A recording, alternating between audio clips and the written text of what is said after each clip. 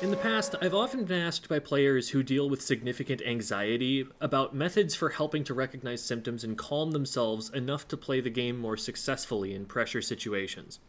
While I can often help students with different experiences from mine, just from what I've picked up in talking to other people in the community and learning from them, this has always been a question where I've felt unsatisfied with my answers. I don't have any kind of anxiety disorder, and while I experience stress in stressful situations like most anyone else, I've also had enough competitive experience that I'm well over the typical beginner's uncertainty when making callouts.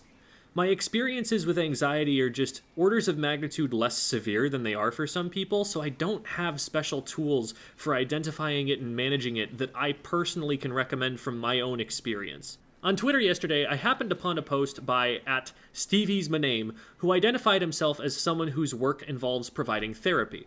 He said he found an application for one of his therapy techniques that was helping him feel less anxious while playing Splatoon. So I asked him if he was willing to share, and he gave me his permission to discuss it in a video. He says he does this once per day, that, quote, "It ain't perfect and might not work for many, but I can see this working for some," unquote. I'll put the full routine on screen in case you want to see the specifics to try it for yourself, but essentially what it seems to come down to, as I'm reading it, is talking while you play the game, recording what you're saying, and then after some matches going through a process of reflecting out loud about the recording of what you were saying. This might pose an immediate challenge for someone who's only trying to handle anxiety in the context of solo queue, because most people aren't going to say that much if they're just in their room focused playing by themselves. Some people use solo queue for mechanics practice, and since callouts take some of your attention away from that aspect of the game, that might not be something they want to do, distract themselves from the skill they're trying to focus on. But competitively, callouts are the norm. Also, a lot of the time, anxiety is most difficult to manage when it's in a team context, where it's not just you that is affected by the result of your decisions, but also teammates that you're currently talking to. Some people get the feeling that they would be letting their teammates down somehow by playing poorly, for example. Sometimes teammates can trigger anxiety through the way they act on comms. I've learned that one of the best ways to assess a team's mental state is through their comms. I've had VOD reviews in the past where coaches have pointed out that, hey, the callouts aren't happening as often anymore, or at all. A lot of the time, going through a VOD that has the callouts recorded with it, you can pinpoint the individual point in the match where a teammate starts to tilt, gives up, gets nervous, gets angry, or whatever else just from where the team gets quieter.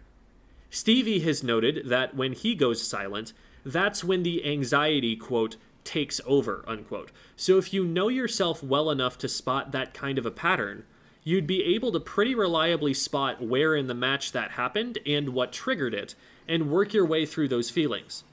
The more you come to understand the feelings, spot how you behave when they come over you, learn what tends to cause them, the more you'll be able to anticipate them. I've noted before in other videos that it's way easier to notice that you're tilting in retrospect, looking back at a recording or even just your memory of how you behaved.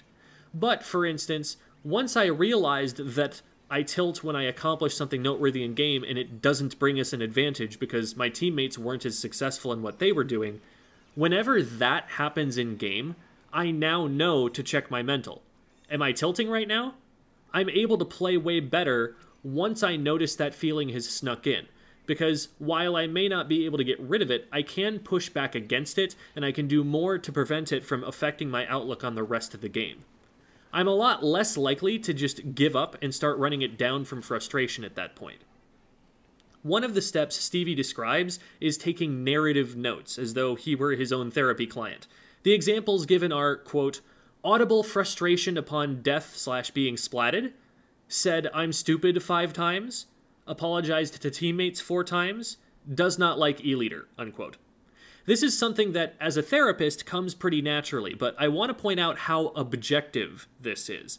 None of these are written in a way that's judgmental about what he's saying to himself. They could have said, just kept beating myself up, raged about getting splatted.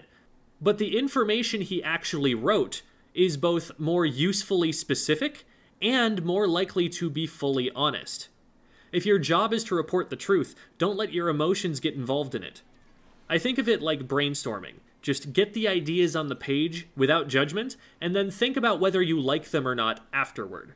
You can report the tone of the statement, but even that can just be put in terms of the language of emotions. Audible frustration isn't emotionally charged, and that'll make it less likely that you're unwilling to confront how you responded. While this method is described as helping with managing anxiety, it seems to me like it would have a lot more applications just for developing an emotional understanding of yourself during the game. There are a lot of different feelings that can cause a team to go silent on comms, and I have yet to encounter a single one that was positive. If that's something that happens to your team at all, it might be worthwhile to use this sort of procedure to process those feelings on your own and come back next practice just a little more resilient.